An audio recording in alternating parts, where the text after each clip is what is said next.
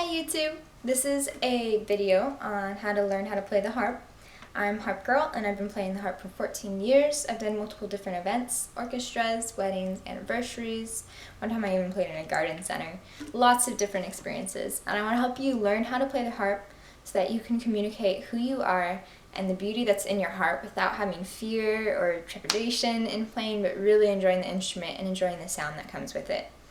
I went on a process and a journey of I learned how to perform, I learned how to play Bach and all the classicals in a really strict, wonderful way, but it terrified me to death to play in front of people, even though I played really well. So I transitioned into learning how to play improv and how to really let my sound loose, and that's what I want to help you guys do. So in order to get there though, you need to learn how to play the harp. And there are multiple different kinds of harps. There are big harps like pedal harps, there are little ones. This one is called a sharpsicle, and I'll let you know later in another video on how to select a harp. So, part of the structure of a harp is the soundboard. It has holes in the back. Those allow the sound to come out, and the bigger the soundboard, typically more the rich the sound of the harp is. As well, there are electric harps. So here are the strings, and here are your levers. So the harp is very similar to a piano or many other instruments in the setup of it. The C is red, the blue-green colored strings are Fs. I've actually had a debate for a long time whether those are blue or green. Most people say they're blue. And when you're playing, I'll go in close for you. It's C, D, E, F, G, A, B, C. Now, a couple things before you play.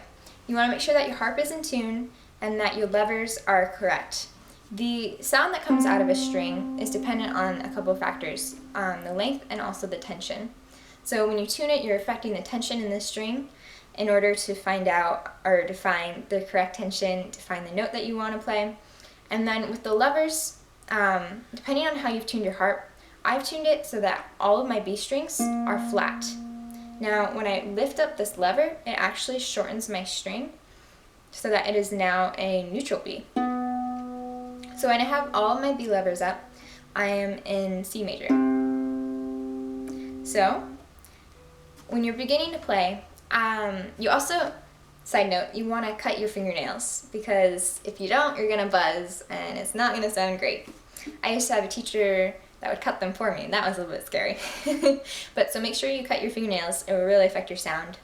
When you're playing, you never use your pinky. When your hand is stretched out, it's not long enough to reach the strings. So there's another fact for you. And you want to make sure that where you're hitting the string is about right there on your finger. And on your thumb here. So these three fingers you pull inward, and your thumb you're pulled down. And it's in kind of a loose fist. So when you're first playing, you want to make sure whenever you pluck a string, your finger is pulled in. So, see here? See my finger pulls in? I'll do this side. Now, you also want to lay your harp back on your right side, so you're seeing the left side of the harp. And your right hand typically plays above the C that's in the middle here, middle C, and your left hand typically plays below. Depending on what kind of harp you have, you're going to have different amounts of octaves. When you first begin, use only your second fingers. It's a lot to learn where all your different fingers are going. You're trying to build muscle memory. So I would suggest going up and down just one octave when you're introducing fingers. For example, just with my second finger.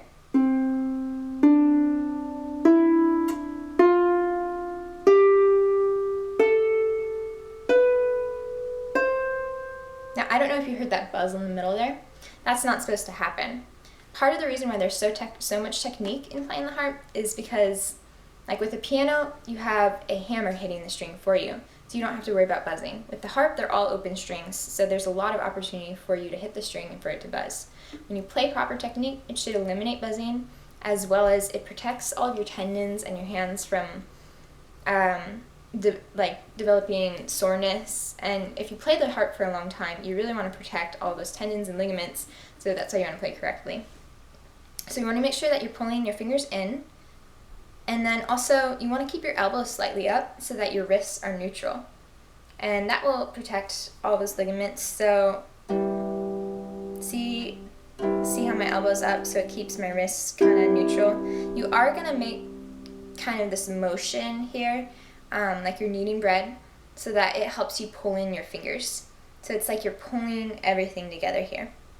Now, once you've gotten used to using your second finger, and I would suggest after you use one hand, practicing with the other, I would add in your thumbs.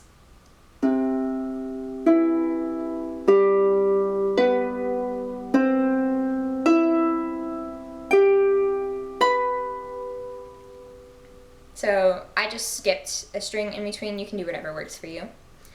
And as well, I would practice going downward.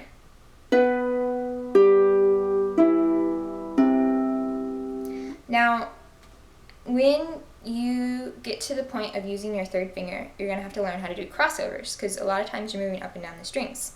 So I'm going to move in for you close. Here's your third finger, your second finger, and your first finger. But before you play your first finger, you want to place that third finger on the string. And as soon as you play the first finger, you want to place your second and your first finger back on. So I'll demonstrate that again.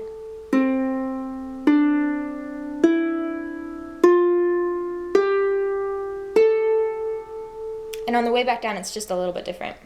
You play your first and second finger, and then before you play your third finger, you place your first finger.